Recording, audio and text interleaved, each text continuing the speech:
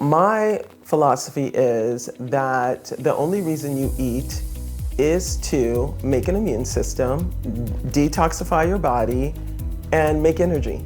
So when I'm looking for a lab, I need to be able to assess all of those, and Vibrant has that. You can't find what you don't look for, and you can't fix what you don't find. So that's why I love Vibrant. I can look for anything that I need, and they have the test that I can find that can better help me to help my patients be healthy. So my experience has been a patient will come and I will, run a Vibrant lab, and they will take it to their physician and they will say that this is not valid. We don't know anything about these tests. We don't know that they're correct. We don't know anything about them.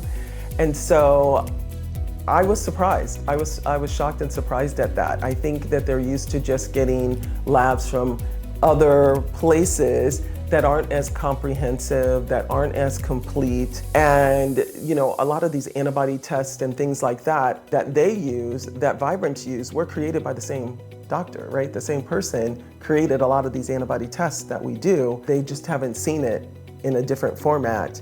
And so they tend to believe that it's not accurate.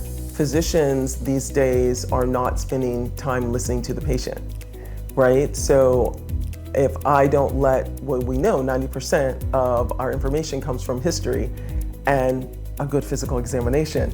And so with the way that traditionally visits have been done, people are in and out in a few minutes. They're not really listening. The patient doesn't get the opportunity to speak so that you can pick up on all the nuances of all of the symptoms that they've had and what they've also tried in the past.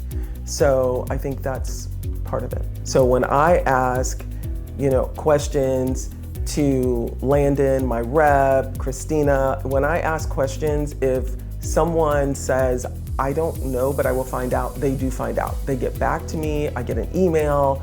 So I'm looking to dive deeper into what exactly is going on with the labs and the reliability of the lab.